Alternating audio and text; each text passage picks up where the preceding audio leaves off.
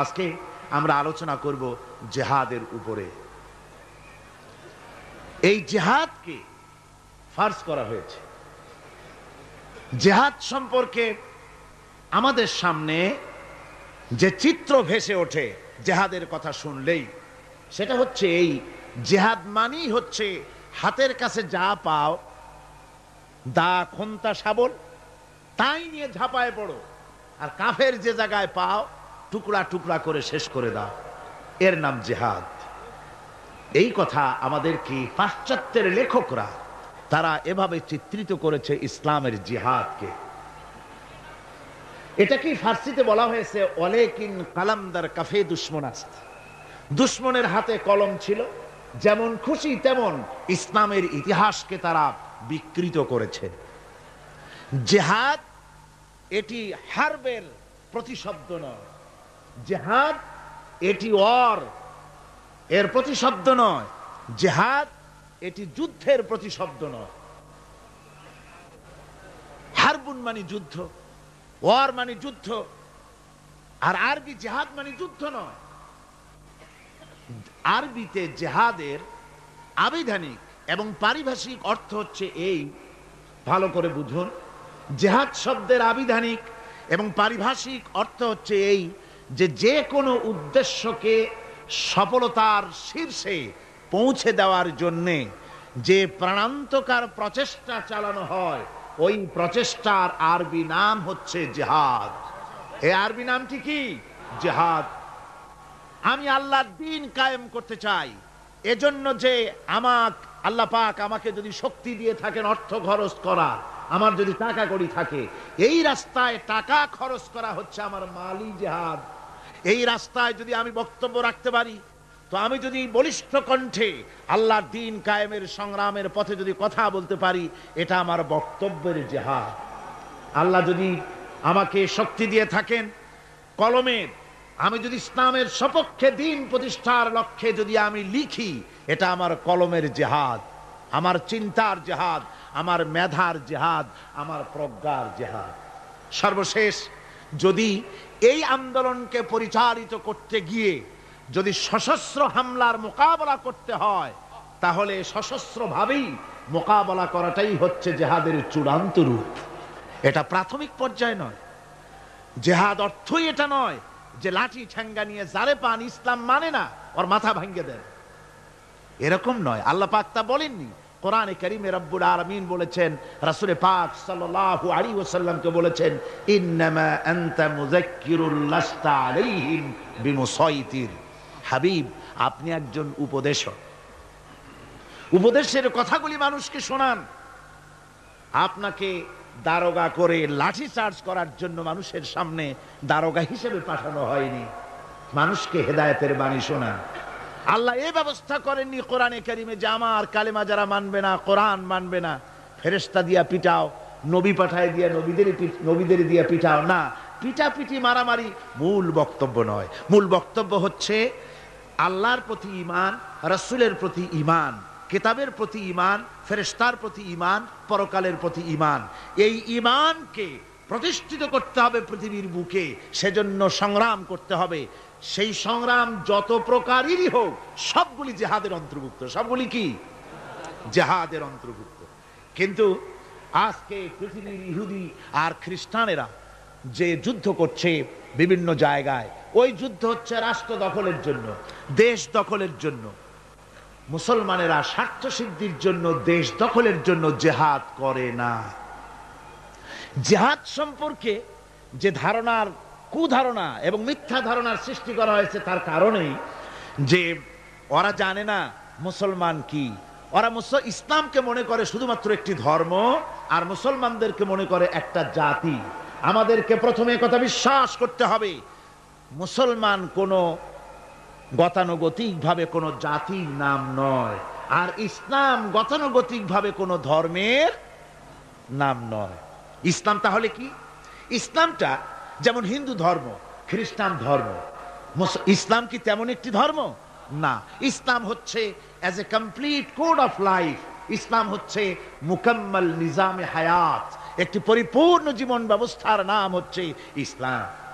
আর মুসলমান গতানুগতিকভাবে কোনো জাতির নাম নয়, যেমন হিন্দু, খ্রিস্টান, বৌদ্ধ, ইহুদি, নাসারা, মজুসি যেমন জাতির নাম, মুসলমান তেমন গতানুগতিকভাবে কোনো জাতির নাম নয়। হিন্দু জাতি কাকে বলে? তো বলা হবে 12 মাসে যারা 13 পূজা করে ওরাই হচ্ছে হিন্দু জাতি। খ্রিস্টান কাদের বলে? যারা রবিবার দিন গির্জায় যায় তাদেরকে বলা হয় খ্রিস্টান জাতি। তো ইহুদি কারে বলে? যারা প্রতি শনিবার ইয়াউমুস সাব্ত যারা গিয়ে তাদের সিনাগোতে গিয়ে হাজির হয় তাদেরকে ইহুদি বলা হয়। এখন আপনি মুসলমানের ব্যাখ্যা কিভাবে করতে পারবেন যে মুসলমান কাকে বলে? জবাব হবে যারা শুক্রবার দিন মসজিদ যায়, নামাজ পড়ে, রোজা রাখে ওরাই মুসলমান। জবাব ঠিক হলো না? জবাব ঠিক হলো না। ইসলাম হচ্ছে একটি বিপ্লবী মতবাদ, একটি পূর্ণাঙ্গ জীবন ব্যবস্থা। আর এই জীবন ব্যবস্থাকে যারা দুনিয়ার বুকে প্রতিষ্ঠিত করতে চায় সেই রেভলিউশনারি পার্টির নাম হচ্ছে ইসলাম, মুসলমান। সেই দলের নাম কি? মুসলমান। এই মুসলমানেরা পৃথিবীর বুকে তারা যুদ্ধ করে না স্বার্থ হাসিলের জন্য, দেশ দখল করার জন্য তারা যুদ্ধ করে না। তাদের স্ট্রাগল, তাদের সংগ্রাম হচ্ছে আল্লাহর বিধান জমিনের উপরে প্রতিষ্ঠা করা। এই জন্য রাসূল পাক বলেছেন জিহাদ হচ্ছে সর্বোত্তম ইবাদত। সর্বোত্তম ইবাদত কি? রাসূল করিম সাল্লাল্লাহু আলাইহি ওয়াসাল্লাম বলেছেন, আন আবি যার রাদিয়াল্লাহু তাআলা আনহু قال قلت يا رسول الله اي العمل افضل قال ঈমান বিল্লাহ।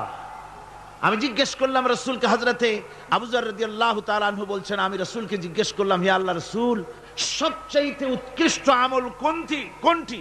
হুজুর বললেন আল্লাহর প্রতি ঈমান, আর তারপরে হচ্ছে ওয়াল জিহাদু ফি সাবিলিল্লাহ, রাওয়াহু মুত্তাফাকুন আলাইহি। হুজুর সাল্লাল্লাহু আলাইহি ওয়াসাল্লাম বলছেন আল্লাহর প্রতি ঈমানের পরে আল্লাহর রাস্তায় জিহাদ করা হচ্ছে সর্বোত্তম ইবাদত। এই জিহাদের উদ্দেশ্য হবে মানব সমাজে আল্লাহর আইন প্রতিষ্ঠিত করা। যেহেতু আল্লাহর আইন প্রতিষ্ঠিত না হওয়া পর্যন্ত সমাজের মধ্যে অন্যায়, অসত্য চলতে থাকে, মানুষের উপর জুলম চলতে থাকে। এই জন্য জিহাদ হবে, যত জায়গায় জিহাদের কথা আছে জিহাদ ফি সাবিলিল্লাহ বলা হয়েছে। জিহাদ কার পথে? আল্লাহর পথে। আল্লাহ রাব্বুল আলামিন কোরআনে কারীমের মধ্যে বলেছেন আল্লাযীনা আমানু ইউকাতিলুনা ফি সাবিলিল্লাহ, যারা নাকি ঈমানদার, যারা মুমিন, তারা সংগ্রাম করে, তারা লড়াই করে আমি আল্লাহর পথে, আমার দিন প্রতিষ্ঠার জন্যই তারা লড়াই করে। এরা হলো মুমিনের এটাই পরিচয়, আমার বিধানকে প্রতিষ্ঠা করার জন্য তারা সংগ্রাম করে। ওয়াল্লাযীনা কাফারু ইউকাতিলুনা ফি সাবিলিত তাগুত, আর যারা নাকি কাফের, যারা মহাসত্যকে অস্বীকার করেছে, কেবলমাত্র ওরাই তাগুতের মতবাদকে প্রতিষ্ঠিত করার জন্য তারা সংগ্রাম চালায়। তাহলে মুমিন সংগ্রাম করে কার পথে? আল্লাহর পথে। আর কাফের সংগ্রাম করে কার পথে? তাগুতের পথে। তাগুত কাকে বলা হয়? তাগুত বলা হয় সেই শক্তিকে যে শক্তি শুধু নিজেই আল্লাহর আইন অমান্য করে বসে থাকে না, বরং অন্যদেরকেও আল্লাহর আইন অমান্য করতে বাধ্য করে। তাকে আরবিতে কি বলা হয়? তাগুত বলা হয়। এই জন্য নদীর মধ্যে পানি যখন প্রবাহিত হয়, নদীর দুইটা কূল আছে। কয়টা কূল? এই দুই কূলের সীমারেখা ঠিক রেখে পানি যদি প্রবাহিত হয় তখন বলা হয় যে পানি নদীর আইন কানুন মেনে চলছে। কিন্তু যখন দুকুল ছেপে পানি প্লাবিত হয়ে জনপদকে ডুবিয়ে দেয় তখন আরবিতে বলা হয় তগাল বাহার, অর্থাৎ সমুদ্রের মধ্যে, দরিয়ার ভিতরে সীমা লঙ্ঘনকারী শক্তির সৃষ্টি হয়েছে। দেখুন হযরত মূসা আলাইহিস সালামকে আল্লাহ রাব্বুল আলামিন তাকে বলছেন ইযহাব ইলা ফিরআউনা ইন্নাহু তাগা, ফিরআউন সরকাশ হয়েছে, সীমা লঙ্ঘন করেছে, ওর বিরুদ্ধে, ওর কাছে তুমি চলে যাও, ওকে তুমি দ্বীনের দাওয়াত ওর সামনে গিয়ে পেশ করো। তো এভাবে করে দ্বীনের দাওয়াত দেওয়ার জন্য তাগুতরা চিরকাল বাধা দিয়েছে, আর মুমিন ব্যক্তিরা আল্লাহর দ্বীনকে প্রতিষ্ঠার জন্য সংগ্রাম করেছে। তাই জিহাদ এজন্য নয় যে খোদাদ্রোহীকে উৎখাত করে সেখানে নিজেরা গদি দখল করে বসে নিজেদের মন গড়া আইন ও কানুন চালাবো, এজন্য কিন্তু এই যুদ্ধ নয়, এই জেহাদ নয়। এই জেহাদকে এই জন্যই সর্বোত্তম ইবাদত করা হয়েছে, যেহেতু এই জেহাদ করে মানুষের উপর থেকে মানুষের প্রভুত্ব খতম করার জন্যই এই জেহাদ হবে। ইসলামের সর্বশ্রেষ্ঠ বিপ্লবী আহ্বান, এই কোরআনের মধ্যে যে বিপ্লবী আহ্বান জানানো হয়েছে, সে বিপ্লবী আহ্বান মুসলমানদের জন্য শুধু নয়, গোটা বিশ্ববাসীর জন্য। জেহাদটা কি জন্য শুনুন। কোরআনে কারিমে রব্বুল আলামিন যে আহ্বান জানিয়েছেন তামাম পৃথিবীর মানুষদেরকে, সে আহ্বান হচ্ছে ইয়া আইয়ুহান নাসু উবুদু রাব্বাকুমুল্লাযী খালাকাকুম ওয়াল্লাযীনা মিন ক্বাবলিকুম লাআল্লাকুম তাত্তাকুন। হে মানব সকল, আনুগত্য করো। উবুদু রাব্বাকুম আয় আতিউ রাব্বাকুম, গোলামি করো, আনুগত্য করো, দাসত্ব করো তোমার রবের, সেই রবের যিনি তোমাদেরকে সৃষ্টি করেছেন, সেই রবের আনুগত্য করো জীবনের সকল ক্ষেত্রে। এটাই কোরআনে কারীমের বিপ্লবী দাওয়াত গোটা পৃথিবীর মানুষের সামনে। আমার গোলামি করো, যেহেতু সৃষ্টি করেছি আমি। কে সৃষ্টি করেছেন মানুষকে? জোরে সোরে চিৎকার দিয়ে বলুন, কে সৃষ্টি করেছেন? আল্লাহ রাব্বুল আলামিন। এই জন্য মানুষের স্বস্তি, মানুষের স্বাধীনতা, মানুষের শান্তি, মানুষের নিরাপত্তা, মানুষের খেয়ে পরে সুখে শান্তিতে বসবাস করার গ্যারান্টি হচ্ছে আল্লাহর গোলামির ভিতরে। আল্লাহর গোলামি যারাই করবে তারাই শান্তি লাভ করবে। কোরআনে কারীমে রব্বুল আলামিন এ কথাটি এভাবে বলেছেন, আফা গায়রা দীনিল্লাহি ইয়াবগুন وله أسلم من في السماوات والأرض طوعا وكرها। আমার দেওয়া জীবন ব্যবস্থাকে ছেড়ে দিয়ে তোমরা কি অন্য কোন মতবাদ খোঁজো নাকি?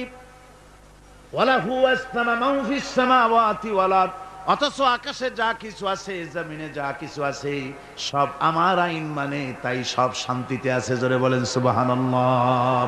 তাওআও ওয়া কারহা, ইচ্ছায় হোক অনিচ্ছায় হোক, আকাশ জমিন অন্তরিক্ষ পাহাড়ের মধ্যে দরিয়ার মধ্যে যেখানে যা কিছু আছে সব আইন মানে কার? আর সেজন্যই শান্তি। এই শান্তি প্রতিষ্ঠার জন্য পৃথিবীর মানুষ বহুত চেষ্টা করেছে, কিন্তু শান্তি অর্জন করতে পারে নাই। পেরেছে? পারে নাই। আমাদের দেশের রেডিও এবং টেলিভিশনে বিভিন্ন ধর্মগ্রন্থ পড়া হয়, তারপরে বলে বিশ্বের সকল সৃষ্টির মঙ্গল হোক, ওং শান্তি, ওং শান্তি। আমি বলেছি, এইভাবে কেউ যদি ওং ওং করতে করতে যদি একেবারে রক্তবমিও করে, তবুও শান্তি প্রতিষ্ঠা হতে পারে না। শান্তি প্রতিষ্ঠার জন্য এই পৃথিবীর বুকে মানুষের চেষ্টার কম নাই। মানুষ এই পৃথিবীতে শান্তি প্রতিষ্ঠার জন্য লিগ অফ নেশনস তৈরি করেছে, ইউনাইটেড নেশনস অর্গানাইজেশন তৈরি করেছে।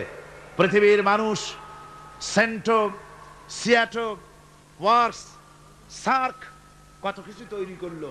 আপনারা বলেন, শান্তিকে প্রতিষ্ঠা করতে পেরেছে? জোরে জবাব দিন, শান্তি প্রতিষ্ঠা করতে পেরেছে? পারে নাই। প্রথম বিশ্বযুদ্ধ হয়ে গেল। এই বিশ্বযুদ্ধের পর নিদারুণ ভাবে মানুষ ক্ষতিগ্রস্ত হলো, পৃথিবীর মানুষ। আর যাতে যুদ্ধ বিগ্রহ না হয় সেজন্য 1920 সনে লিগ অফ নেশনস তৈরি হলো। পৃথিবীতে আর যুদ্ধ যাতে না হয় সেই আকাঙ্ক্ষা নিয়ে এটা তৈরি করা হলো। কিন্তু লিগ অফ নেশনস কিছুই করতে পারল না। 1939 সনে শুরু হয়ে গেল সেকেন্ড গ্রেট ওয়ার, দ্বিতীয় বিশ্বযুদ্ধ। এই বিশ্বযুদ্ধ চলল 1939 থেকে 1945 সন পর্যন্ত, অর্থাৎ সুদীর্ঘ 6টি বছর পর্যন্ত দ্বিতীয় বিশ্বযুদ্ধ চলল। এই যুদ্ধে পৃথিবীর বিরাট ক্ষতি হয়ে গেল, অসংখ্য মানুষ মরলো, কত কোটি কোটি মানুষ ক্ষতিগ্রস্ত হলো, বাড়িঘর ধ্বংস হলো, মানুষের নগর সভ্যতা জনপদ বিধ্বস্ত হয়ে গেল। আর যাতে যুদ্ধ বিগ্রহ না হয় সেজন্য পৃথিবীর মানুষেরা তৈরি করলো ইউএনও, ইউনাইটেড নেশনস অর্গানাইজেশন, যাকে বলা হয় জাতিসংঘ। কি বলা হয়? এই জাতিসংঘ প্রতিষ্ঠা হয়েছিল কি জন্যে? শান্তি প্রতিষ্ঠার জন্য। আপনারা বলেন জাতিসংঘ কি শান্তি প্রতিষ্ঠা করতে পেরেছে? জোরে বলেন, পেরেছে? পারে নাই। জাতিসংঘ হচ্ছে আজকের পৃথিবীর আমেরিকার একটা হাতের পুতুল। পুতুল নাচ যারা দেখেছেন, পুতুল যেমন মানুষের হাতে সুতা বাঁধা থাকে আর তাই দিয়া পুতুলের নাচায়, জাতিসংঘকে এভাবে আমেরিকা নাচায়। তাই আমরা দেখতে পাই ইসরায়েল যদি জাতিসংঘের কোন আইনকে, উপদেশকে, সাজেশনকে, কোন বিধিবিধানকে লঙ্ঘন করে, তাহলে ইসরায়েলের উপর অ্যাকশন নেওয়া হয় না। ইরাক যদি জাতিসংঘের কিছু করলো, তাহলেই সমস্ত বিমান নিয়ে আর তার নৌজাহাজ নিয়ে সমানে হামলা শুরু হয়ে যায়। দুনিয়ার সোমালিয়ার ভিতরে মারামারি তারাই লাগিয়েছে, বসনিয়ায় মারামারি ওরাই লাগিয়েছে। এখানে জাতিসংঘের কোনো ভূমিকা নাই। অর্থাৎ আমেরিকা যতটুকুন বলবে ততটুকুনি অগ্রসর হবে, যতটুকুন বলবে না ততটুকুন অগ্রসর হতে পারবে না। আমি দৃষ্টান্ত দিয়ে থাকি জাতিসংঘের এভাবে। জাতিসংঘের দৃষ্টান্তটা এমন যে এক লোক, তার বন্ধুর বাড়িতে আগুন লেগেছিল। তারপর সেই বন্ধু চিৎকার মেলে বলছে, ভাইরা আমার বাড়ি তো আগুন লেগে গেল, ও আমার বন্ধুরা, আমার প্রতিবেশী, তোমরা যারা আছো, তোমাদের হাতের কাছে যা আছে তাই নিয়ে আমার বাড়ির আগুন নিভায়ে দাও। বন্ধুর আর্তচিৎকার শুনে চতুর্দিক থেকে লোকেরা ছুটলো। তার এক বন্ধু ছিল, তার ছিল দর্জির দোকান, টেইলার মাস্টার ছিলেন তিনি। তিনি দেখলেন বন্ধুর বাড়িতে আগুন লেগেছে, হাতের কাছে যা আছে তাই নিয়ে যেতে বলেছে। তো আমার পাশে তো কতগুলি কাপড়ের টুকরা ছাড়া কিছুই নাই। এক বস্তা কাপড়ের টুকরা নিয়ে ছুটলো আগুন নিভাবার জন্য। আরেকজনের ছিল রাইস মিল, তার ছিল অনেক তুষ তার মিলে, 2 বস্তা তুষ নিয়ে ছুটলো আগুন নিভাতে। আরেকজনের ছিল পেট্রোল পাম্প, 2 টিন পেট্রোল নিয়ে তিনি ছুটলেন। আরেকজনের ছিল শুকনা কাঠের দোকান, 1 ট্রাক শুকনা কাঠ নিয়ে ছুটলেন। আপনারা বলেন বন্ধুরা, এই সব আগুন নিভাবার উপকরণ যা নিয়ে এসছে, এগুলি যদি বন্ধুর বাড়ির আগুনের মধ্যে ঢালে, যাও 2-1খানা খুঁটি তার বাঁচত, তাও কি বাঁচবে? সব শেষ। আজকে জাতিসংঘের অবস্থা তাই হয়েছে। জাতিসংঘ যেখানে, জাতিসংঘের বিল্ডিংটি এখানে, এর কাছেই আমি প্রোগ্রাম করেছি। আমাকে যখন জাতিসংঘের হলগুলি ঘুরিয়ে ঘুরিয়ে দেখানো হচ্ছিল, আমি প্রশ্ন করেছিলাম, ডেমনস্ট্রেটর যে ছিল তাকে জিজ্ঞেস করেছি এই জায়গাটা কি ছিল, ইতিহাসটা আমাকে শোনা। ওরা বলল এই জায়গাটা ছিল কসাইখানা। এইখানে নিউ ইয়র্ক শহরে শুকর, গরু ইত্যাদি জবাহ করা হতো, আর এখান থেকে গোশত, মাংস ডিস্ট্রিবিউট করা হতো। শহরের লোকেরা, খুচরা খরিদ্দার এখান থেকে কিনে নিয়ে যেত। পরবর্তী সময় এটা লোকেরা খরিদ করে নিয়ে এর উপরে জাতিসংঘের এই বিশাল অফিস তৈরি করেছে। এত বড় অফিস, এরকম করে তাকাতে গেলে মাথার টুপি পড়ে যাবে, এত উঁচা অফিস। সেখানে হাজারো, অনেকগুলি, অন্তত 22টা ভাষায় বক্তৃতা ইন্টারপ্রেটার হয়।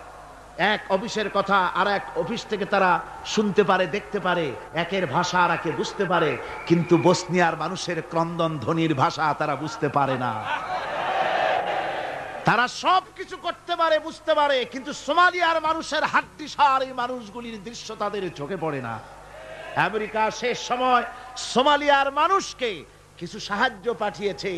আমরা বলেছি সোমালিয়ার মানুষকে সাহায্য পাঠাইয়া বসনিয়ার পাপ গোপন করতে পারবা না, এ শাস্তি তোমাকে ভোগ করতেই হবে।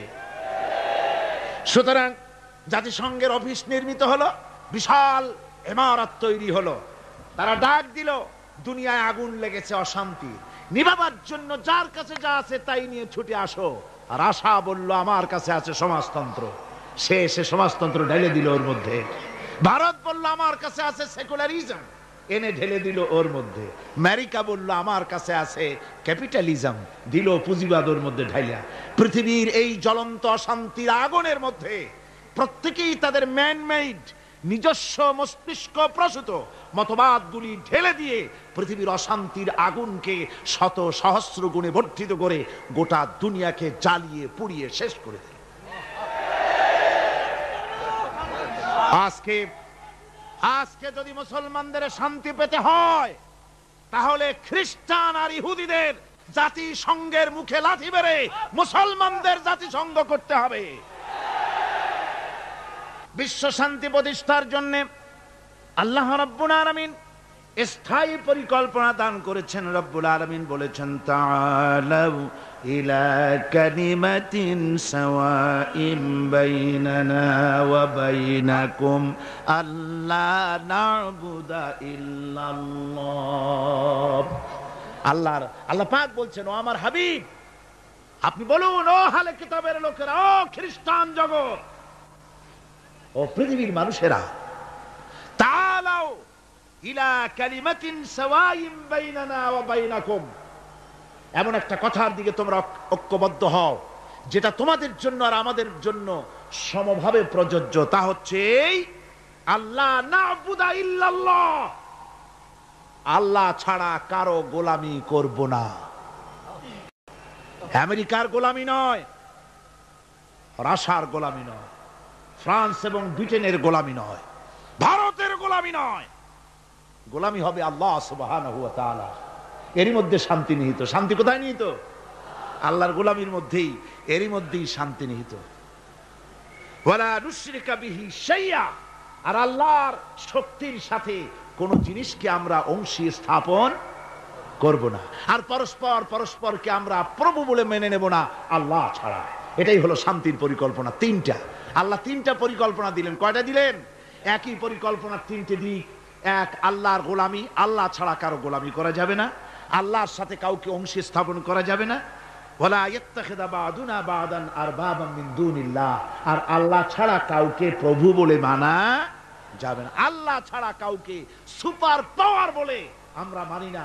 সুপার পাওয়ার আকাশে জমিনে একজনই আছেন, তার নাম কি? জোরে বলেন, তার নাম কি? ওই আল্লাহ রাব্বুল আলামিন বলেছেন, ইনিল হুকমু ইল্লা লিল্লাহ, হুকুম আইন একমাত্র আল্লাহরই চলতে পারে, মানুষের উপরে আর কারণ। আলা লাহুল খালকু ওয়াল আমর, সৃষ্টি যার, আইন চলবে সেই আল্লাহ রাব্বুল আলামিনের। মানুষের এই কথা কেন আমাদের মাথার মধ্যে ঢোকে না? আমাদের মাথার মধ্যে এই কথা আসা দরকার। এই পৃথিবীতে কই একটা গরু তো আর একটার গরুর আইন মানে না। লক্ষ্য করেন, মাঠে ময়দানে যে বড় বড় গরু আছে, যে গরুটার শিং মোটা, স্বাস্থ্য মোটা, সেই গরু সে বলে নাকি যে এর মধ্যে দুর্বল যত গরু আছে কেউ নড়তে পারবে না, আমার হুকুম মেনে চলতে হবে। আর সমস্ত ছোট গরুরা বয়স চোটে জড়সড় হইয়া ঘাস খাওয়া বাদ দিয়া মাঠের এক কোনায় গিয়ে দাঁড়ায় রয়েছে, এরকম দেখা গেছে কখনো? একটা গরু আর একটা গরুর আইন মানে না, একটা গাধার একটা গাধার আইন মানে না, একটা ব্যাঙ ছোট্ট প্রাণী, সেই ব্যাঙ আর একটা ব্যাঙের আইন মানে না। ভাদ্র মাসে, শ্রাবণ মাসে যখন বৃষ্টি পড়ে, তখন বড় ব্যাঙটা সে বলে না যে ছোট ব্যাঙেরা একটা টু শব্দ করতে পারবি না, যত গ্যাং ওর গ্যাং আমিই করব। আর সব ব্যাঙেরা বয়স চড়ে চুপ হয়ে গেছে, এরকম হয়েছে কখনো? মুসলমান ভাইয়েরা, একটা গাধা একটা গাধার আইন মানে না, একটা কুত্তার আইন মানে না, একটা ব্যাঙের আইন মানি না। তুমি মানুষ হয়ে আর একটা মানুষের তৈরি করা আইনের সামনে কি করে মাথা নত করো? এটা শিরকুন আযীম।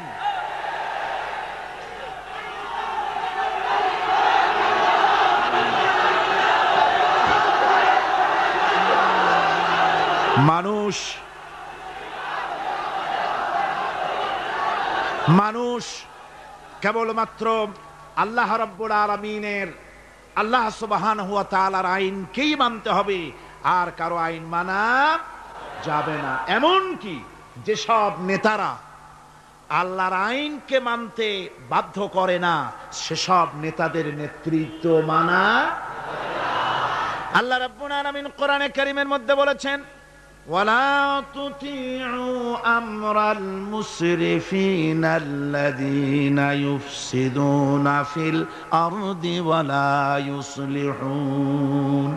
আল্লাহ পাক বলেন, ওই সব নেতাদের আনুগত্য মোটেও করো না যারা নাকি জমিনের উপরে বিপর্যয় সৃষ্টি করে, ফাসাদ সৃষ্টি করে, আর সংশোধনমূলক কোনো কাজ করে না। ওই সব নেতাদের কোনো কথা তোমরা মেনো না, তাদের অনুসরণ করো না। আইন মানা তো দূরের কথা, ওদের আনুগত্যও করো না। আল্লাহ পাক আরো বলেছেন, আলা লানাতুল্লাহি আলায যালিমিন আল্লাযীনা ইয়াসুদ্দুনা আন সাবিলিল্লাহি ওয়া ইয়াবগুনাহা ইওয়াজা। আল্লাহর লানত, আল্লাহর অভিসম্পদ ওই সব নেতাদের উপরে যারা নাকি আল্লাহর সহজ রাস্তাকে জটিল এবং বক্র করে দেয়, যারা আল্লাহর আইন মানুষকে মানার ব্যাপারে বাধ্য করে না, বরং আল্লাহর আইন মানুষ যাতে না মানে সেই চেষ্টাই যারা করে। আল্লাহর রাস্তায় ওয়াসুদ্দুন আন সাবিলিল্লাহ, আল্লাহর রাস্তায় যারা ইসলামী আন্দোলনের সামনে, আল্লাহর দ্বীনের সামনে যারা প্রতিবন্ধকতার সৃষ্টি করে, আল্লাহ বলেন তাদের উপরে আল্লাহর লানত, তাদের উপরে আল্লাহর কি লানত। এই জন্য কোরআনে কারীম বলছে এই সমস্ত নেতৃত্ব খোদা বিরোধী নেতৃত্ব, আল্লাহদ্রোহী নেতৃত্ব যেখানেই প্রতিষ্ঠিত হয় সেখানে তারা দুইটা কাজ করে। যেখানে ইসলাম থাকে না সেখানে তারা যদি ক্ষমতা দখল করে দুইটা কাজ করে। কয়টা কাজ? কোরআনে রব্বুল আলামিন কোরআনে কারীমে বলেছেন, ইন্নাল মুলুকা ইযা দাখালু ক্বারিয়াতান আফসাদুহা ওয়া জাআলু আইজ্জাতা আহলিহা আযিল্লা ওয়া কাযালিকা ইয়াফআলুন। আল্লাহ রাব্বুল আলামিন বলেন, এই ধরনের লোকেরা যখন কোন জনপদের মধ্যে প্রবেশ করে, যাদের মন মগজের মধ্যে আল্লাহ নাই, রসুল নাই, দ্বীন নাই, ঈমান নাই, এই চরিত্রের লোকেরা যখন কোন দেশকে দখল করে বা ক্ষমতায় যায় তখন তারা দুই দফা কাজ করে। কয় দফা? দুই দফা কাজ করে। তার একটা দফা হলো তারা সেই সমাজের ভিতরে সম্মানিত লোকগুলিকে বেইজ্জত করে, লাঞ্ছিত করে, আর সমাজের ভিতরে ফাসাদ বরপা করে দেয়। বাস্তব কিনা বলে? এই বাস্তবতা কি সোন তারিখ দিয়ে বুঝাই দেওয়া লাগবে আপনাদেরকে? মানুষেরা আল্লাহ রাব্বুল আলামিন সাফ করে বলছেন, এরা যখন ক্ষমতায় যায় দুই দফা কাজ করে। দেশের সম্মানিত লোকগুলিকে বেইজ্জত করে দেয়, তারা লাঞ্ছিত করে, আর সমাজের মধ্যে বিপর্যয় ফাসাদ সৃষ্টি করে দেয়। মারামারি, কাটাকাটি, ব্যাংক লুট, মানুষ হত্যা, চতুর্দিকে ত্রাস সৃষ্টি করে তারা। পক্ষান্তরে আল্লাহ রাব্বুল আলামিন বলেন, পক্ষান্তরে যারা আমার দ্বীন কায়েম করে, আমার মুমিন বান্দারা কোন দেশ যদি দখল করে, কোন দেশে যদি আমার ইসলাম কায়েম হয়ে যায়, তখন আমার বান্দারা চার দফা কাজ করে। কয় দফা? আল্লাযীনা ইম্মাক্কান্নাহুম ফিল আরদ আকামুস সালাত ওয়া আতাউজ যাকাত ওয়া আমারু বিল মারুফি ওয়া নাহাউ আনিল মুনকার। আমার বান্দারা মুমিনেরা তারা যদি ক্ষমতা পায়, কোন দেশে যদি তারা যেতে পারে, ক্ষমতা দখল করে, তাহলে তারা চার দফা কাজ করে। প্রথম দফা হচ্ছে তারা ক্ষমতা নিয়েই নামাজ প্রতিষ্ঠা করে। কি প্রতিষ্ঠা করে? প্রথম কাজই হলো তারা নামাজ প্রতিষ্ঠা করে। তারপরে তারা সেখানে যাকাত আদায় করে। প্রথমে নামাজ প্রতিষ্ঠা করে, 2 নম্বরে যাকাত আদায় করে, 3 নম্বরে মানুষকে সৎ কাজের আদেশ দেয়, 4 নম্বরে অসৎ কাজ থেকে মানুষকে বিরত রাখে। এই 4টি কাজ করে মুমিনেরা ক্ষমতায় গেলে।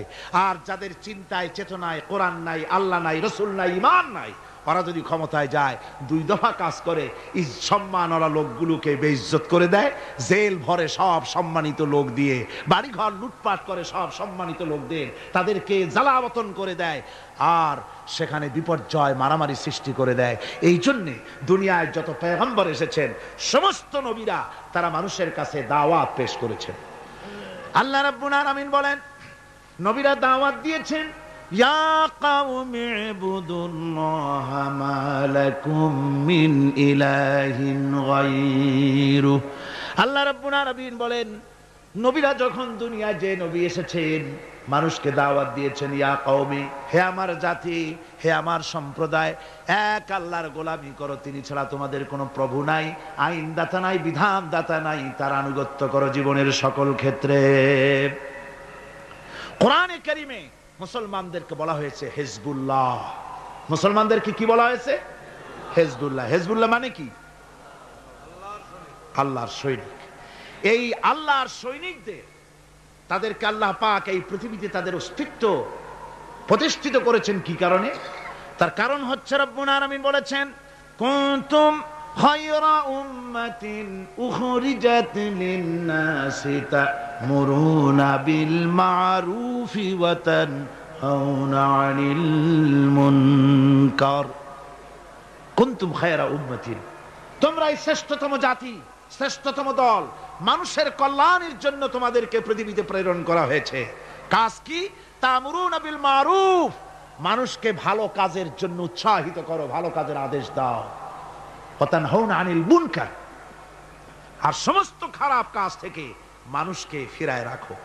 সুতরাং এই পৃথিবী থেকে জুলম, শোষণ, অশান্তি, বিপর্যয়, দুঃখ, তারপরে যুদ্ধ, বিগ্রহ, সবকিছুর বিরুদ্ধে মুসলমানদেরকে ঐক্যবদ্ধভাবে লড়াইয়ের ময়দানে আসতে হবে।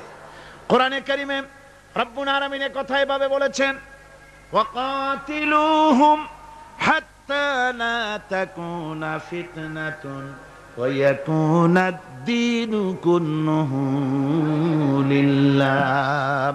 আল্লাহ রাব্বুল আলামিন বলেন, সংগ্রাম করো, লড়াই করো ততক্ষণ পর্যন্ত যতক্ষণ না আমার দ্বীন প্রতিষ্ঠিত হয়ে যায়, আর মানুষের তৈরি করা মতবাদের শেষ শিকড়টুকুনো যতক্ষণ মূলোৎপাটিত না হয়, ততক্ষণ পর্যন্ত আমার দ্বীন প্রতিষ্ঠার জন্য লড়াই করো। ও মুসলমানেরা, যারা মুসলমান এই লড়াই, এই জিহাদের দায়িত্ব যদি গ্রহণ না করে, মুসলমানেরা যদি ঈমানের এই দায়িত্ব কবুল না করে, আল্লাহর দ্বীন প্রতিষ্ঠার জন্য যদি সংগ্রাম না করে, রব্বুল আলামিন বলেন, ইল্লা তাফআলুহু তাকুন ফিতনাতুন ফিল আরদি ওয়া ফাসাদুন কাবীর।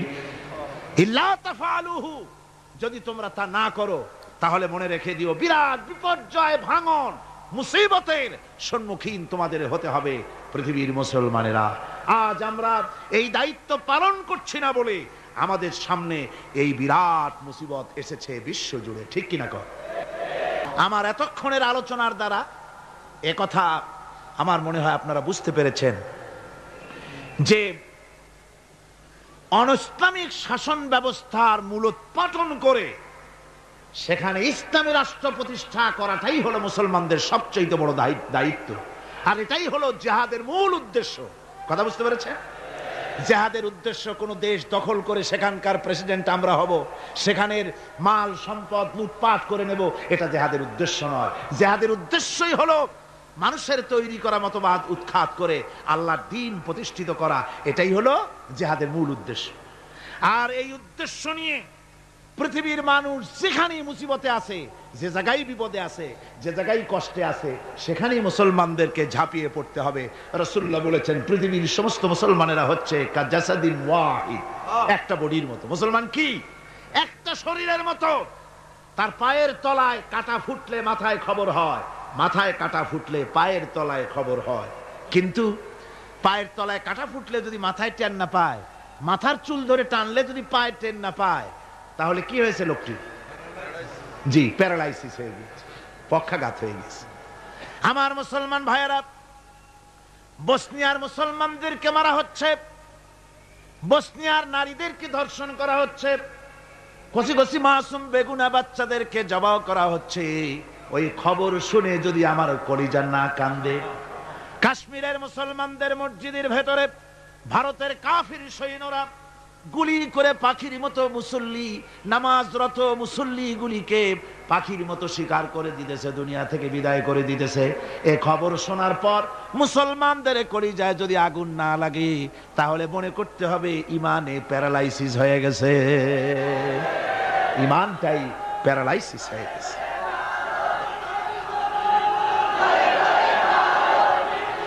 আমার আল্লাহ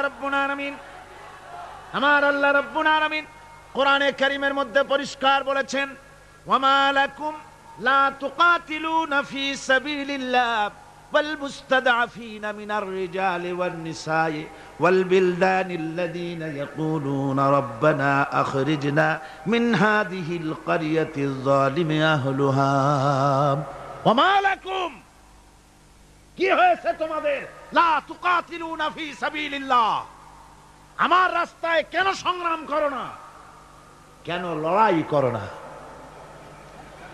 ওয়াল মুস্তাদাফিন মিনার রিজাল, যেখানে নিপীড়িত, নিগৃহীত, আবাল বৃদ্ধ বনিতা, পুরুষ নারী, কচি কচি শিশু নির্যাতনে অতিষ্ঠ হয়ে আমার দরবারে ফরিয়াদ করে বলছে, আয় আল্লাহ, এই জালিমের জনপদ থেকে আমাদেরকে মুক্ত করো। এভাবে যখন কান্দে, ও মুসলমানেরা, তোমাদের কি হলো? তোমরা কেন ঝাঁপিয়ে পড়ো না তাদের সপক্ষে? কেন লড়াই করো না? ভাইরা আমার,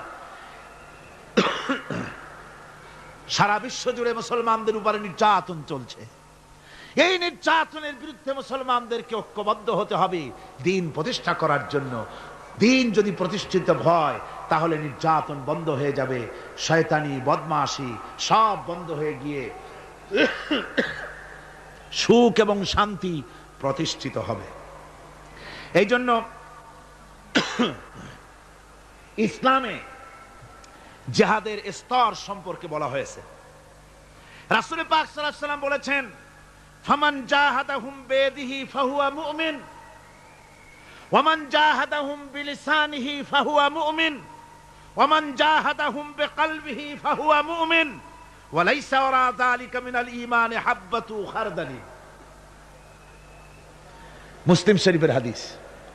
আল্লাহর নবী বলতেছেন, যে ব্যক্তি অন্যায়ের বিরুদ্ধে হাত দিয়ে লড়াই করবে সে ব্যক্তি মুমিন, যে মুখ দিয়ে কথা বলবে এটার বিরুদ্ধে সেও মুমিন, যে ব্যক্তি মনে মনে এটাকে ঘৃণা করবে সেও মুমিন। এরপরে ইমানের কোনো স্তর নাই, ইমানের আর কোনো জায়গা নাই, শেষ শেষ। তাহলে ফার্স্ট ক্লাস মুমিন কে? যে ব্যক্তি হাত দিয়ে বাধা দেয়। ফার্স্ট ক্লাস মুমিন কে? যে ব্যক্তি অন্যায়ের বিরুদ্ধে তার দুহাত উত্তোলন করে অন্যায়কে চুরমার করে দেওয়ার জন্য এগিয়ে আসে, সেই হলো ফার্স্ট ক্লাস মুমিন। এটা যদি না পারে তাহলে মনে মনে খারাপ জাত, তাহলে মুখ দিয়ে বলতে হবে। এটা হলো সেকেন্ড ক্লাস। মুখ দিয়ে বলা কি? Second class. মুখ দিয়ে বলতে হবে। মুখেও যদি প্রতিবাদ করতে না পারো, মনে মনে খারাপ জানো, এর পেছনে কোনো ইমানের দরজা নাই, স্তর নাই। তবে মনে মনে খারাপ জানা, আর খারাপ জানার অর্থ কি? মনে মনে খারাপ জেনে এই পরিস্থিতির কেমন করে পরিবর্তন আসতে পারে সেই চিন্তা ভাবনা দরদ যদি কলিজায় না থাকে তো ইমানের খাতায় নামটাও থাকবে না। মুমিনদেরকে আল্লাহ দ্বীন প্রতিষ্ঠার জন্য জিহাদে অংশগ্রহণ করতে হবে। তাদেরকে এই জিহাদ হচ্ছে আল্লাহ পাকের পক্ষ থেকে বিরাট নিয়ামত মুসলমানদের জন্য। আমার ভাইয়েরা, ঈমান হচ্ছে জিহাদের সাথে অঙ্গাঅঙ্গি ভাবে জড়িত। আল্লাহর পথে জিহাদের বিরাট মর্যাদা। সে মর্যাদার কথা আমি সূরা আস-সাফ আলোচনা করতে গিয়ে তার প্রথম দিনেই, প্রথম রুকুতেই আপনাদের সামনে পেশ করেছি। আল্লাহ রাব্বুল আলামিন বলেন, ইন্নাল্লাহা ইউহিব্বুল্লাযীনা ইউকাতিলুনা ফি সাবিলিহি সাফফান কাআন্নাহুম বুনিয়ানুম মারসুস।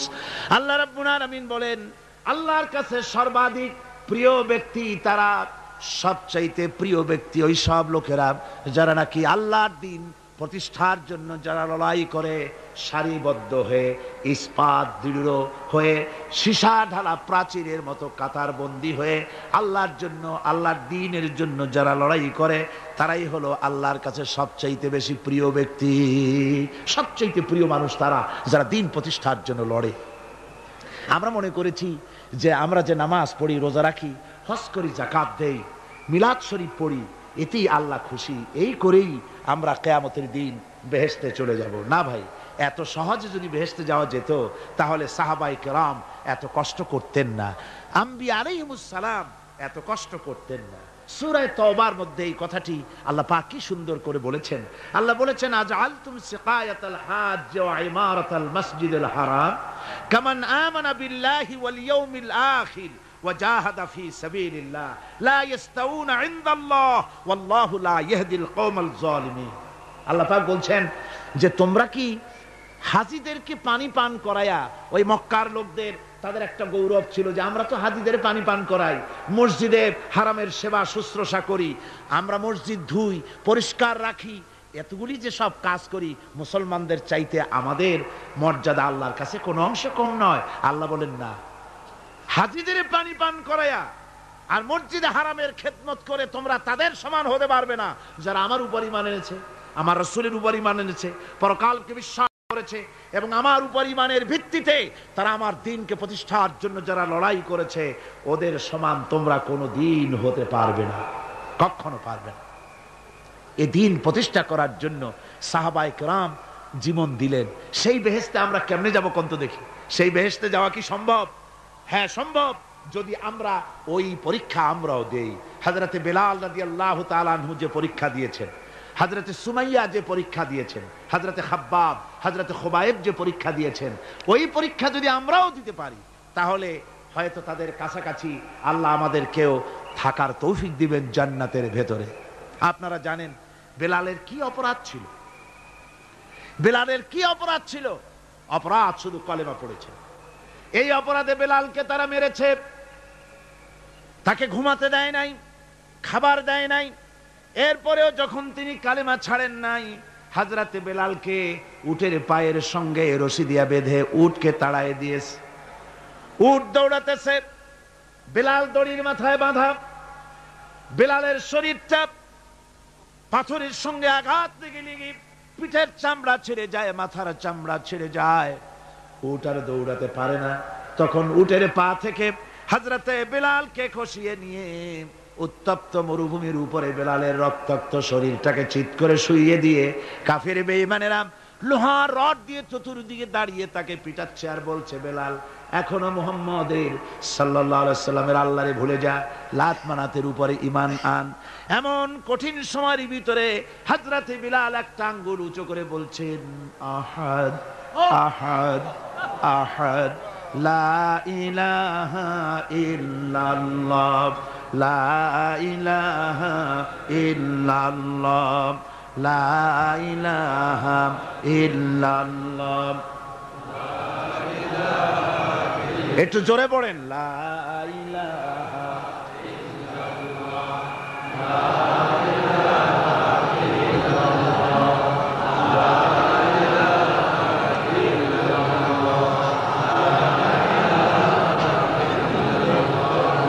লা ইলাহা ইল্লাল্লাহ মুহাম্মাদুর রাসূলুল্লাহ। আমার ভাইরা, ওরা হযরতে খাব্বাবকে বেঁধেছে, খুঁটির সাথে বেঁধে চতুর্দিক থেকে তীর নিক্ষেপ করছে, তরবারি মারতেছে, শরীরের গোশত টুকরা টুকরা হয়ে পড়তেছে। এরপরে কাফেরের নেতা বলতেছে, থামো, একটা কথা বলে নেই। জিজ্ঞেস করছে, খাব্বাব তোমাকে ছেড়ে দিতে পারি একটা শর্ত যদি মানো, তোমার পরিবর্তে এখানে এনে আল্লাহর নবীকে, তোমাদের নবীকে এনে বাঁধবো, তার উপর অত্যাচার করব, এটা যদি মানো তোমারে ছেড়ে দিতে পারি। এতক্ষণ ধরে যিনি তীর তরবারির আঘাত নীরবে সহ্য করতেছিলেন, এখন মানুষের এই কথার আঘাত তিনি সহ্য করতে পারলেন না। হযরতে খাব্বাব ডাক দিয়া বলেন, ও কাফির বেঈমানেরা শোনো, তোমাদের হাত দিয়া আল্লাহর নবীকে এখানে এনে, তোমাদের হাত দিয়ে তীর তরবারি তো দূরের কথা, তোমাদের নাপাক হাত দিয়া আল্লাহ নবীর গায়ে যদি একটা ফুলও নিক্ষেপ করো, আমার শরীরের ভিতরে এক ফোঁটা রক্ত থাকতে আমি তা বরদাস্ত করব না। চতুর্দিক থেকে মার আরম্ভ হয়ে গেল, গায়ের গোশত পড়ে যায়। হযরতে খাব্বাব মনে করলেন এখন তো আর জীবন বাঁচবে না, বুঝি মরে যাব। তিনি তখন বললেন, রব্বুল আলামিন আমার তো সময় হয়ে এসেছে বোধহয়, আমার এখন জীবনের শেষ মুহূর্তে আমার মন চায় যদি দুইটা সেজদা তোমারে দিতে পারতাম, 2 রাকাত নামাজ যদি পড়তে পারতাম, জীবনটা আমার খুশি হয়ে যেত। কিন্তু আমি বান্ধা, কেমন করে আমি সেজদা দেব? সেজদা দেওয়ার কোনো উপায় আমার নাই, তবে কাবা শরীফের দিকে আমার মুখ ঘুরানো আছে, আমি আমার মাথাটা একটুখানি নিচু করে নিলাম, আমার এই মাথা নিচু করাকে আমার জীবনের শেষ সেজদা হিসেবে ধরে নিও। কাফির বেঈমানেরা হযরতে খাব্বাবের মাথা ধরি অন্যদিকে ঘুরিয়ে দিল। হযরতে খাব্বাব পড়লেন, ফাইনামা তুওয়াল্লু ফাসাম্মা ওয়াজহুল্লাহ, যেদিকেই মুখ ঘুরাও সেদিকেই আল্লাহ, আল্লাহ ছাড়া কোনো দিক নাই। আমার ভাইরা, এই জিহাদে এত বড় ফজিলত আল্লাহ রাব্বুল আলামিন রেখেছেন। দ্বীন প্রতিষ্ঠার জন্য যারা লড়ে, আল্লাহ পাক তাদের জন্য বিরাট নিয়ামত রেখেছেন। সুবহানাল্লাহ পড়ে। হযরত আব্বাস রাদিয়াল্লাহু তাআলা আনহু বর্ণনা করছেন, সামি'তু রাসূলুল্লাহ সাল্লাল্লাহু আলাইহি ওয়াসাল্লাম ইয়াকুল, আইনান লা তামাসসুহান নারু আইনুন বাকাত মিন খাশিয়াতিল্লাহ ওয়া আইনুন বাতাত তাহরিসু ফি সাবিলিল্লাহ, রাওয়াহু তিরমিজি। হযরত ইবনে আব্বাস রাদিয়াল্লাহু তাআলা তিনি বলছেন, আমি রাসূলুল্লাহকে বলতে শুনেছি, আল্লাহর নবী বলেছেন, দুইটি চোখকে জাহান্নামের আগুন দুইটা চোখকে স্পর্শ করবে না। একটা চোখ হচ্ছে গভীর রাত্রে যারা আল্লাহর ভয়তে জাহান্নামের ভয়তে যারা কান্দে, জাহান্নামের আগুন ওই চক্ষুকে স্পর্শ করবে না। আর যারা দ্বীন প্রতিষ্ঠার জন্য, আল্লাহর দ্বীন কায়েমের জন্য ময়দানে যারা লড়াই করে, রাতের বেলায় পাহারা দেয়, ওই পাহারারত চোখে চোখের মধ্যে জাহান্নামের আগুন ওই চোখে স্পর্শ করবে না। আমার ভাইরা, হযরত উসমান রাদিয়াল্লাহু তাআলা আনহু বলছেন, মান রাবাতা লাইলাতান ফি সাবিলিল্লাহ কানাত কাআলফি লাইলাতিন সিয়ামুহা ওয়া কিয়ামুহা, হাজার রাত ধরে রোজা রাখলে, হাজার রাত ধরে ইবাদত করলে, আর হাজার দিন ধরে রোজা রাখলে যে সওয়াব হবে, একটা ঘন্টা একটা রাত যদি কেউ পাহারা দেয় আল্লাহর দ্বীনকে প্রতিষ্ঠার জন্য, আল্লাহর দ্বীনের কোন ইসলামী রাষ্ট্রের প্রহরায় যদি কেউ যদি থাকে, একটা রাতে পাহারা দিয়ে যে সওয়াব হবে, হাজার হাজার বছর ধরে নামাজ রোজা করে ওই সওয়াব পাওয়া যাবে না। সুবহানাল্লাহ। অর্থাৎ হাজার বছর ধরে নামাজ রোজা করার মতোই সওয়াব পাহারা দেওয়া আল্লাহর দ্বীনের ইসলামের রাষ্ট্রকে। বন্ধুগণ, রাসূল পাক সাল্লাল্লাহু আলাইহি ওয়াসাল্লাম তিনি বলেছেন, কিয়ামতের দিন জাহান্নামের আগুন আর জিহাদের ময়দানের ধুলি, এ দুটি একসঙ্গে কোনো মানুষের পেটের মধ্যে প্রবেশ করবে না। রাসূল পাক সাল্লাল্লাহু আলাইহি ওয়াসাল্লামের একটি হাদিস যা মিশকাত শরীফের মধ্যে বর্ণিত আছে। মিশকাত শরীফের সম্ভবত 336 পৃষ্ঠায় এই হাদিসটি বর্ণনা করা হয়েছে যে হযরত ইবনে আইস রাদিয়াল্লাহু তাআলা আনহু হচ্ছেন এই হাদিসের রাবী। তিনি বলছেন, একবার হুজুর সাল্লাল্লাহু আলাইহি ওয়াসাল্লাম এক ব্যক্তির জানাজায় গিয়ে উপস্থিত হলেন। হযরত ওমর রাদিয়াল্লাহু তাআলা আনহু তখন হুজুরকে বললেন, হে রাসূল, আপনি এই লোকটার জানাজা পড়বেন? এই লোক তো ইসলামের এই ক্ষতি করেছে, সেই ক্ষতি করেছে, অমুক করেছে, এই লোকটার আপনি জানাজা পড়বেন?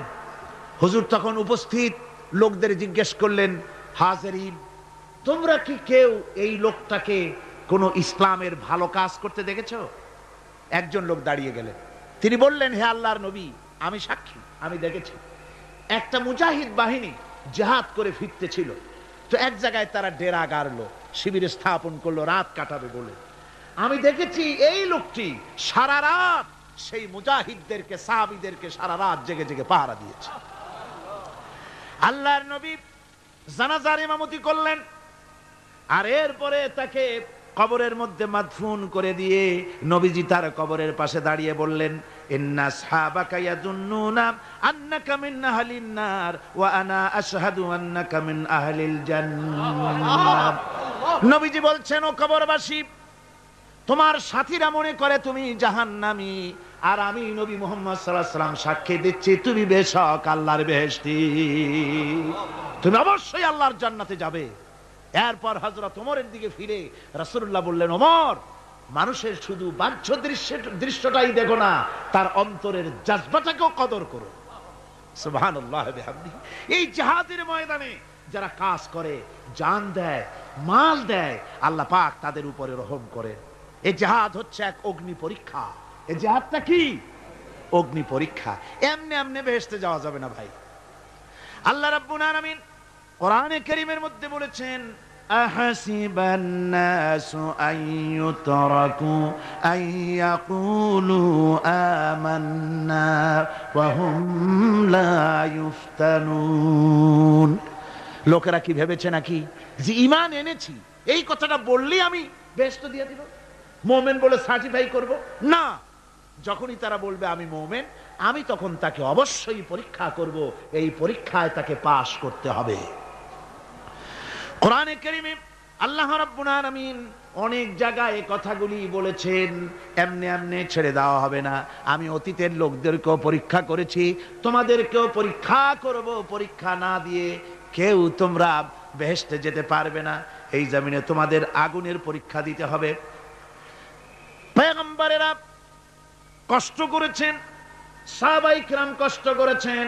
আল্লাহ রাব্বুল আলামিন তিনি বলছেন, আম হাসিবতুম আন তাদখুলুল জান্নাতা ওয়া লাম্মা ইয়াতিকুম মাসালুল লাযীনা খালাউ মিন ক্বাবলিকুম মাসাতহুমুল বাসাউ ওয়াদ-দাররাউ ওয়া যুলজিলু حتى يقول الرسول والذين معه متى نصر الله ألا إن نصر الله قريب। আল্লাহ রাব্বুল আলামিন বলেন, তোমরা কি মনে করেছো যে তোমরা বেহেশতে প্রবেশ করবে, অথচ তোমাদের পূর্বে যারা এই পৃথিবীতে এসেছিল তাদেরকে আমি যেমন পরীক্ষা করেছি ওরকম পরীক্ষা এখনো তোমাদের উপরে আসে নাই, ওরকম বিপদও আসে নাই, মুসিবতও আসে নাই। এমন বিপদ এসেছিল নবীদের উপরে, সাহাবায়ে কিরামদের উপরে, যে বিপদে মানুষ জর্জরিত হয়ে গিয়ে নবী এবং তার সাথী সঙ্গীরা এ কথা তারা মুখ থেকে বেরিয়ে গেছে, মাতা নাসরুল্লাহ, আয় আল্লাহ তোমার মদদ কখন আসবে, তোমার মদদ কখন আসবে? মার খেতে খেতে তো শেষ হয়ে গেলাম। এইভাবে যখন মার আসে চতুর্দিক থেকে আর মুমিনেরা ময়দানে পা জমায়ে টিকে থাকে দিন প্রতিষ্ঠার জন্য, আল্লাহ তখন খুশি হয়ে এক সময় ঘোষণা করে দিবেন, আলা ইন্না নাসরাল্লাহি করিব, আর দেরি নাই, আমার মদদ আমার সাহায্য তোমাদের জন্য অবধারিত। সুবহানাল্লাহ। আমার ভাইরা, বিষয়টা সহজ নয়। শুধু দুইটা সেজদা দিয়া, শুধু তাহাজ্জুদের কিছু নামাজ পড়িয়া আল্লাহর জান্নাতে যাওয়া এত সহজ নয়। রাস্তা খুব কঠিন, রাস্তা খুব। ये शहादत गाहे उल्फत में कदम रखना, ये शहादत गाहे उल्फत में कदम रखना, लोग समझते हैं आसान है मुसलमान होना। এটা হলো শাহাদাতের উত্তপ্ত ময়দানে পা রাখা। লোকেরা মনে করে ইসলাম গ্রহণ করা, মুসলমান হওয়া বুঝি বড় সহজ ব্যাপার। এত সহজ না। আমরা হানফি মাসলাকের লোক, ইমাম আবু হানিফার মাসলাক অনুযায়ী চলি। আমরা মনে করি বেহেশতে এমনি যাব, কিন্তু আমাদের ইমাম সাহেব কি করছেন ওই ইতিহাস আমাদের জানা নেই। খাজা বাবার মহব্বতে অস্থির। রজব মাস আসলে পরে বড় বড় ডেক্সি চড়ায়, সেই ডেক্সির উপরে লাল শালু বিছায়, তারপরে টাকা পয়সা রোজগার বহুত করে। আসলে তো খাজা না, আসলে হচ্ছে ইয়া খাজা কুস্তু আজা, পেট তো ভর যা। পেট ভরার জন্য পয়সা করে ইনকাম করা। খাজার লা ইলাহা ইল্লাল্লাহ এই চিশতিয়া তরিকার জিকির গ্রহণ করা হয়েছে, কিন্তু চিশতিয়া তরিকা যে আরেকটা আছে, তারাগার পর্বতে পৃথিবীরাজের সঙ্গে লড়াই করা, সেইটার কাছে নেই আমরা, সেটা। ইমাম আবু হানিফা শুধু মস্তাই বলেন নাই, দিন প্রতিষ্ঠার জন্য রক্ত দিয়েছেন, ঠিক কিনা? 8টি বছর পর্যন্ত কারারুদ্ধ ছিলেন। তাকে জিজ্ঞেস করা হয়েছে, ইমাম সাহেব জেলের মধ্যে তো আছেন, কষ্ট হয়? ইমাম সাহেব বলেছেন, না কষ্ট হয় না, তবে মাঝে মাঝে একটু কষ্ট হয় মনে। 2-4 মাস পর পর আমার বুড়ি মাকে এনে হাজির করা হয় জেলখানার মধ্যে, আর আমার মায়ের সামনে আমাকে পেটানো হয়, যেন মা আমাকে বলে যে এদের সাথে একমত হয়ে যা, সেই জন্য পেটানো হয়। তা আমার মা আমার মায়ের দেখে আর মায়ের চোখ থেকে পানি পড়তে থাকে, তখন আমার মনে বড় কষ্ট লাগে। তবে আলহামদুলিল্লাহ মা আমার এমন, আমার মার দেখেন আর হজম করেন, আর আমাকে বলেন খবরদার এক চুলো সিদ্ধান্ত থেকে নড়বা না। তাকবীর, নারায়ে তাকবীর,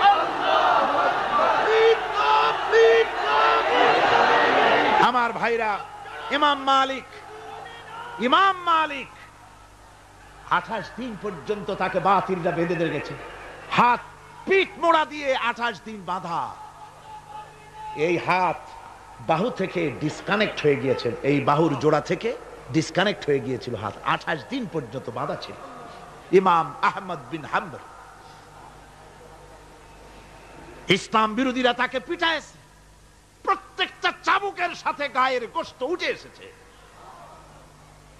এজন্য কবি বলতেছি, पैरवी बू हनीफा की सनद जिंदान है, हम्बली होता है पीठ पर दुर्रे खाने की बात। হানাফি হতে চাও, জেল জরিমানার জন্য প্রস্তুতি নাও। শুধু সবরি কলা খাইয়া বেহেশতে যাওয়া যাবে না, এত সহজ না। আঙ্গুর বেদানা, সবরি কলা আর দুধের স্বরের উপর ইসলাম আসে নাই।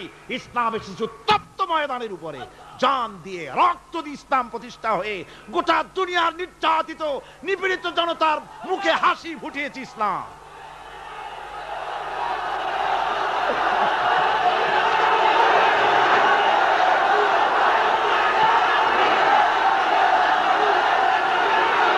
আমার ভাইয়েরা, এই জিহাদ যখন শুরু হয়ে যাবে, মুসলমানেরা যখন আল্লাহর দয় বিধান কায়েমের জন্য যখন লড়াইয়ের ময়দানে যখন ঝাঁপায়া পড়বে, সে ময়দানে যদি তাদের অস্ত্র কম থাকে, জনসংখ্যা কম থাকে, আল্লাহ রাব্বুল আলামিন ওয়াদা করেছেন, ওয়া কানা হাক্কান আলাইনা নাসরুল মুমিনিন। আল্লাহ রাব্বুল আলামিন বলেন, মুমিনরা যখন বিপদে পড়ে যায়, তখন মুমিনদের সাহায্য করা আমি আল্লাহর জন্য ওয়াজিব হয়ে যায়। আমি আল্লাহর জন্য ওয়াজিব। আমার মুমিন ময়দানে মার খাবে আমার দ্বীনের জন্য, আর আমি তাকায় থেকে দেখবো না, তা হবে না। প্রাথমিক পর্যায়ে দেখবো যে তোমরা আসলেই দ্বীন প্রতিষ্ঠার জন্য লড়ো কিনা। তোমাদের বিবি বাল বাচ্চা তোমাদের সামনে শেষ হবে, ঘর বাড়ি জ্বলে যাবে, চাকরি যাবে, সব যাবে, তারপরেও আমার দ্বীন প্রতিষ্ঠার জন্য ময়দানে টিকে থাকো কিনা। যদি তা থাকো, তাহলে আমার মদদ অবশ্যম্ভব। আর কাফিরদের বিরুদ্ধে বিজয়ের জন্য রব্বুল আলামিন বলেছেন, ওয়া কাফাল্লাহুল মুমিনিনাল কিতালা ওয়া কানাল্লাহু কাবিয়ান আজিজা। কাফেরদের বিরুদ্ধে লড়াইয়ের ময়দানে মুসলমানদেরকে সাহায্য করার জন্য আল্লাহই যথেষ্ট। কে যথেষ্ট? আল্লাহ যথেষ্ট। রব্বুল আলামিন বলেছেন, ওয়ালা তাহিনু ওয়ালা তাহজানু ওয়া আনতুমুল আলাউনা ইন কুনতুম মুমিনিন। কোনো ভয় নাই, কোনো চিন্তা নাই, যদি তোমরা মুমিন হও, আমি আল্লাহ রাব্বুল আলামিন তোমাদেরকে বিজয়ী করব। এ ওয়াদা কার? আল্লাহর ওয়াদা কখনো মিথ্যা হয়? আল্লাহ কি মিথ্যা কথা বলেন? নাউযুবিল্লাহ। ওয়া মান আসদাকু মিনাল্লাহি কিলা। আমি আল্লাহর চাইতে সত্যবাদী আর কে হতে পারে? আল্লাহ পাক বলছেন, আমি সাহায্য করব তোমাদেরকে, যদি প্রয়োজন হয় তাহলে আমি ফেরেশতা দিয়ে সাহায্য করব। সুবহানাল্লাহ বলে। আল্লাহ রাব্বুল আলামিন সূরা আল-আনফালের ভিতরে ঘোষণা করেছেন, দুনিয়ার মানুষকে তিনি শুনায় দিচ্ছেন নবীজির সঙ্গে সাহায্যের ব্যাপারে যে কথাবার্তাগুলি হয়েছিল। ইয তাস্তাগীসুনা রাব্বাকুম ফাস্তাজাবা লাকুম আন্নী মুমিদ্দুকুম বিআলফিন মিনাল মালাইকাতি মুরদিফিন।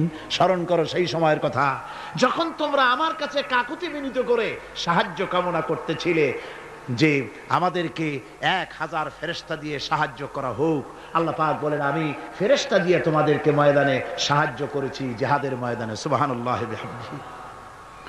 আল্লাহ রাব্বুল আলামিন বলেন, তোমরা যখন সাহায্য প্রার্থনা করেছিলে আমি সাহায্য তোমাদের দিয়েছি। স্মরণ করো সেই সময়ের কথা যখন তোমাদের নবী তোমাদেরকে বলেছিল, ইয তাকুনু লিল মুমিনিনা আলাইয়াকফিয়াকুম আইয়ুমিদ্দাকুম রাব্বুকুম বিসালাসাতিন আলাফিম মিনাল মালাইকাতি মুনজিলিন। আল্লাহ রাব্বুল আলামিন বলেন, আমি এইভাবে করে যখন তোমাদের নবী তোমাদেরকে বলেছিল যে তোমাদের জন্য এটা কি যথেষ্ট নয় যে আল্লাহ পাক তোমাদের জন্য 3000 দিয়ে ফেরেশতা নাজিল করবেন, আমি তখন 3000 ফেরেশতা নয় বরং 5000 ফেরেশতা দিয়ে তোমাদেরকে সাহায্য করার ওয়াদা করেছি। 3000 নয়, 5000 চিহ্নযুক্ত ফেরেশতা নাজিল করে দিয়ে তোমাদের সাহায্য করব বলে আমি ওয়াদা করেছি। আজও সেই মদদ আল্লাহর পক্ষ থেকে আমাদের জন্য, ওই মদদ আজও আসতে পারে। কবি বলছেন, ফেজায়ে বদরে পয়দা কুন ফিরিশতে তেরি নুসরত কো উতর सकते गर्दों से कतर अंदर कतर अभी। বদরের মুসলমানদের মতো যদি ঈমান তোমাদের আসে, তাহলে আজও আকাশ থেকে কাতারে কাতারে ফেরেশতা আমি আল্লাহ অবতীর্ণ করে দিতে পারি। সুবহানাল্লাহি ওয়া বিহামদিহি। আমার ভাইরা, হযরতে সাদ বিন আবি ওয়াক্কাস রাদিয়াল্লাহু তাআলা আনহু, তিনি কাদিসিয়ার যুদ্ধের পর যখন পারস্য দখলের জন্য চললেন, পারস নগর অবরোধ করলেন, সামনে পড়ল নদী। এই নদী পাড়ি দিবেন, সাথে তার হাজার হাজার সৈন্য, এই সৈন্য নিয়ে নদী পাড়ি দিবেন। জিজ্ঞেস করলেন সাহাবীদের, তোমরা কি চাও ইসলামের আন্দোলন, ইসলামের জিহাদ, আল্লাহর দ্বীন এখানেই শেষ হয়ে যাক, এটা চাও, না ইসলামের এই কলেমার আওয়াজ নদীর ওপারেও নিয়ে যেতে হবে, অথচ আমাদের কাছে কোনো পারাপারের কোনো নৌকা নাই, কি করতে চাও? সাহাবীরা বললেন, আমরা আপনার অর্ডার ফলো করব, আমরা এই নদীর ওপারে গিয়েও কালেমার পতাকাকে উড্ডীন করতে চাই, কালেমার সুশীতল ছায়াতলে গোটা দুনিয়াকে আনতে চাই।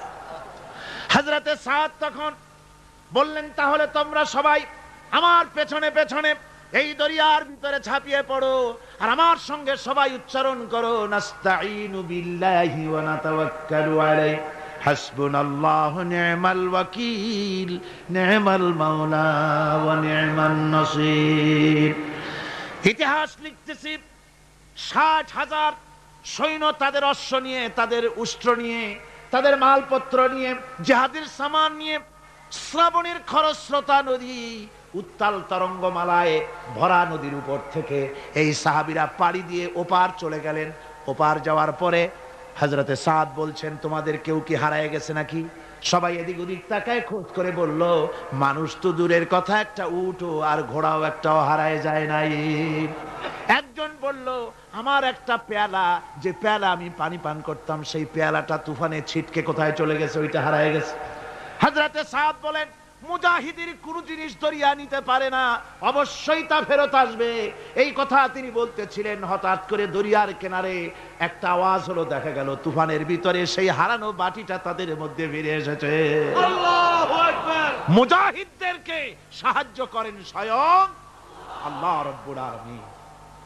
আফ্রিকার জঙ্গলের কাছে, ভিন্ন ইতিহাস, জঙ্গলের কাছেই মুসলমানদেরকে থাকতে দেওয়া হয়েছিল। মনে করা হয়েছিল জঙ্গলের সমস্ত হিংস্র প্রাণীরা এই মুসলমানদের শেষ করে দেবে, যুদ্ধ করা লাগবে না। হযরতে সাদ সে অবস্থা বুঝতে পারলেন, তিনি একটা মঞ্চ তৈরি করলেন। সেই মঞ্চের উপরে দাঁড়ায় জঙ্গলের প্রাণীদের দিকে লক্ষ্য করে তিনি নোটিশ জারি করে দিলেন, বললেন, ইয়া আইয়াতুহাল হাশারাতু ওয়াস-সিবাউ নাহনু আসহাবু রাসূলুল্লাহ সাল্লাল্লাহু আলাইহি ওয়াসাল্লাম। হে জঙ্গলের হিংস্র প্রাণীরা, আমরা আল্লাহ রাসূলের সাহাবী, ফাইন্না নাজিলুনা ফামান ওয়াজাদনা বাদাহু কাতালনাহু। আমরা রাসূলের সাহাবী, এইখানে আল্লাহর দ্বীনকে কায়েম করার জন্য আমরা এসেছি, আল্লাহর কলেমার আওয়াজ নিয়ে আমরা এখানে রাত কাটাবো। সুতরাং এই জঙ্গলের ভিতরে হিংস্র প্রাণী যত আছো, সব আমাদের এই জায়গা ছেড়ে অন্যত্র চলে যাও। আফ্রিকার জঙ্গলি মানুষেরা চিন্তা করলো, মানুষের কথা কি জঙ্গলি প্রাণীতে শোনে নাকি, পাগলে কয় কি? তারা তাকায় তাকায় দেখলো, হযরতে সাদের এই ঘোষণার পরে বাঘের কাতারে বাঘ, সিংহের কাতারে সিংহ, সাপের কাতারে সাপ, যার যার ডিম আর বাচ্চাগুলি মুখে কামড়ায়া সাহাবীদের এলাকা ছেড়ে দিয়ে তারা অন্যত্র চলে গেল।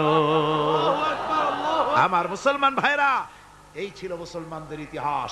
দিন প্রতিষ্ঠা করার কাজে মুসলমান এগোলে আল্লাহই মদত করেন। কে মদত করেন?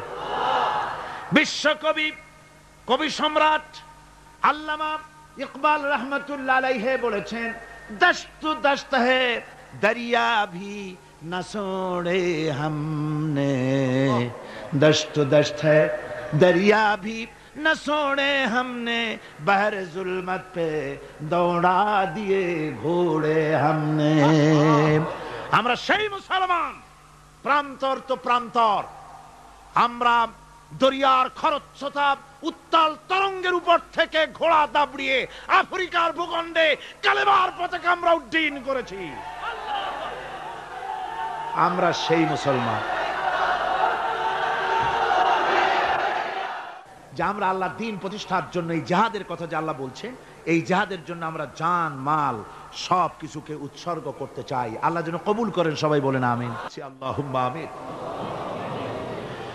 রব্বানা ظلمنا أنفسنا وإن لم تغفر لنا وترحمنا لنكونن من الخاسرين ربنا ظلمنا أنفسنا وإن لم تغفر لنا وترحمنا لنكونن من الخاسرين ربنا العالمين আমরা যারা হাত তুলেছি এর মধ্য থেকে মা বাপ যাদের দুনিয়া থেকে জরুবের মতো বিদায় হয়ে গেল, আল্লাহ রব্বুল আলামিন আমাদের আব্বা আর আম্মা দুনিয়া থেকে যাদের জনমের মতো বিদায় হয়ে গেছে, কবরটাকে জান্নাতের টুকরা বানাইয়া দাও রব্বুল আলামিন।